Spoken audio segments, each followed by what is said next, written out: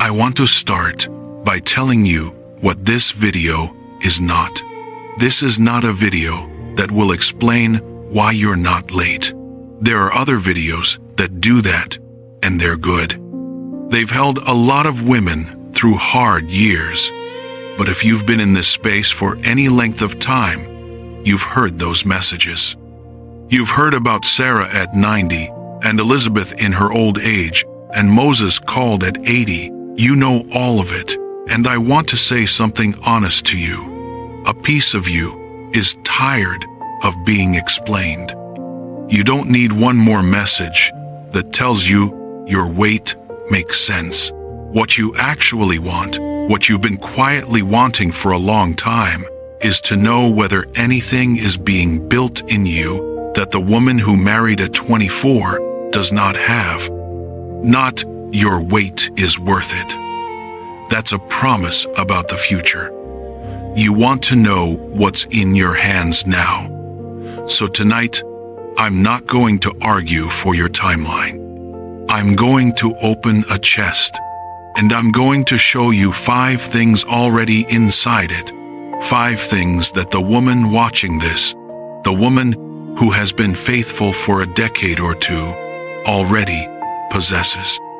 They are hidden because no one has named them out loud. They are not hidden because they aren't there. Before we open the chest, I want to say one thing for the woman, somewhere in her late 30s or 40s. There is a grief in the room with us tonight that I am not going to pretend isn't here. Some women watching this are not going to bear children biologically, or are not sure if they will. That grief is real. I'm not going to step over it. I'm not going to package it. The blessings I'm about to name don't replace what may not happen, but they are not less than what you may not have. They belong to you tonight, regardless of what comes. Now, let me show you Caleb. Open Joshua 14. Caleb is 85 years old. 45 years before this chapter, Moses sent 12 men to spy out the promised land. 10 came back terrified. 2, Joshua and Caleb came back saying, "We are well able to take it." And Israel listened to the 10. And God said, "Because you would not believe, you will wander in the wilderness for 40 years, and only Joshua and Caleb will enter the land." Caleb was 40 when he saw the inheritance the first time. He saw it. He believed God for it. And then he had to wait 45 years before he could touch it. Read what he says when the moment finally comes. Joshua 14, verse 10. "The Lord has kept me alive, just as he said, these 45 years since the time that the Lord spoke this word to Moses, while Israel walked in the wilderness." Hear that verb, kept me alive. He doesn't say, "I survived." He says, "The Lord has kept me." He understands that the wait was not a depletion. The wait was a preservation. Verse 11, "I am still as strong this day as I was in the day that Moses sent me. My strength now is as my strength was then, for war and for going and coming."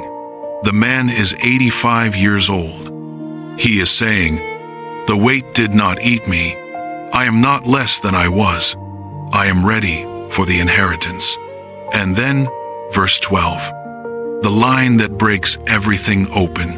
"So now give me this hill country of which the Lord spoke on that day." Of all the parts of the promised land, he asks for the hardest part, the mountain. The piece with giants still living on it, the very giants the 10 spies were terrified of 45 years earlier. He says, "Give me that one.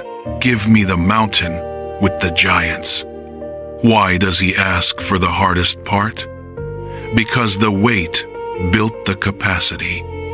The man who could have been given the easy valley at 40 has become the man who can take the mountain at 85. And he knows it. He knows what's in his hands. Beloved, that is you. The weight did not deplete you. The weight built the capacity. And you are about to look in your hands and see what's been accumulating. The first blessing is a faith that no one gave you. Most women who marry early carry a faith that came pre-formed from a family, a youth pastor, a husband. The faith is real, but it was inherited. You don't have that anymore. Whatever piece of inherited faith you started with has been tested by 10 years of nights when no one was watching, no one was asking, no one was standing next to you on Sunday, holding your hand. The faith you carry into your marriage is not the faith your mother handed you. It is the faith you built alone, in apartments where no one would have noticed if you stopped praying, in seasons where God had to be enough or you would not have made it through. Caleb believed God for the inheritance for 45 years, while everyone else of his generation died in the wilderness. That is not inherited faith. That is tested faith.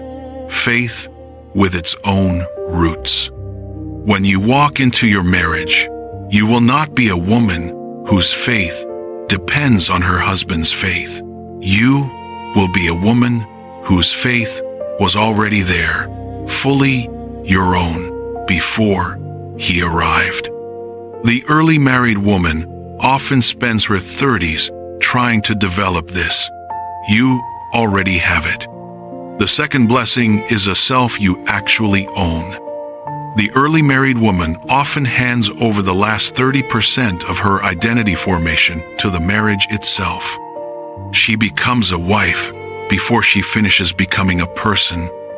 You don't have that problem. You have spent years with yourself. You know what you like. You know your voice when you hear it. You know your spiritual gifts.